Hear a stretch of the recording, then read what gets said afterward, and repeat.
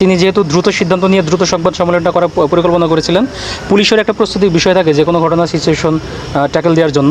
পুলিশের হাতে ওই মুহূর্তে একেবারেই সময় কম ছিল, পর্যাপ্ত সময় ছিল না যে একটা নিরাপত্তা পরিস্থিতি, নিরাপত্তা বলয় তৈরি করে তাকে সংবাদ সম্মেলনের ব্যবস্থা করে দিবেন। এই জন্য তাকে থানা পুলিশের পক্ষ থেকে ইভেন আমাদের ওসি সাহেব তার সাথে কয়েকবার যোগাযোগ করে অনুরোধ করেছিল, অন্তত আপনি এখন করেন না, আপনি যদি সংবাদ সম্মেলন করতে হয় একটু সময় দিয়ে করেন, পুলিশ যাতে একটু পর্যাপ্ত সময় নিতে পারে এবং ব্যবস্থা নেওয়ার জন্য, তার নিরাপত্তার ব্যবস্থা নেওয়ার জন্য। তো দুঃখজনকভাবে তিনি আমাদের থানা পুলিশের রিকোয়েস্টে রাখেননি।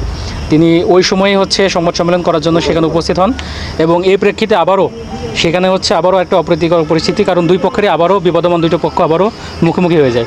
তো সেখানে আসলে পুলিশ একরকম বলা যায় বাধ্য হয় তার নিরাপত্তা নিশ্চিত করার জন্য তাকে পুলিশের হেফাজতে নিয়ে আসার জন্য। কারণ সে মামলার আসামি হোক বা মামলার বাদী হোক, সেটা বড় বিষয় না, বড় বিষয় হচ্ছে সে একজন রাষ্ট্রের নাগরিক, তার নিরাপত্তা নিশ্চিত করা পুলিশের দায়িত্ব। তো পুলিশ এই জন্য তাকে জাস্ট তার নিরাপত্তা রক্ষার জন্যই, তার জানমালের নিরাপত্তা রক্ষার জন্যই পুলিশ প্রথমে তাকে হেফাজতে নিয়ে আসে। তো সমস্যা যেটা হয়ে গেছে যে তিনি তো আসলে মামলার আসামি ছিলেন, এটা আপনারা জানেন।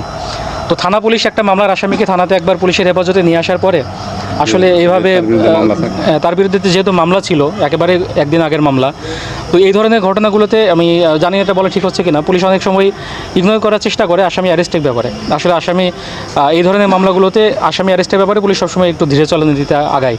কিন্তু এখানে পরিস্থিতি এমন হয়ে গেছে, আমরা আসলে কিন্তু প্রথমত তাকে অ্যারেস্ট করতে চাই না, পুলিশ তাকে অ্যারেস্ট করেও নাই। পুলিশ তাকে হেফাজতে নিয়ে আসে, নিরাপদ হেফাজতে নিয়ে আসে তার জানমাল রক্ষার জন্যই। পরবর্তীতে যেটা হয়ে গেছে, সে যেহেতু মামলার আসামি ছিল এবং সে পুলিশের হেফাজতে একবার চলে এসেছে, তাকে আসলে পরবর্তীতে আদালতের মাধ্যমে পরবর্তী ব্যবস্থা নিয়ে আসার পুলিশের হাতে আসলে আর কোনো অপশন ছিল না।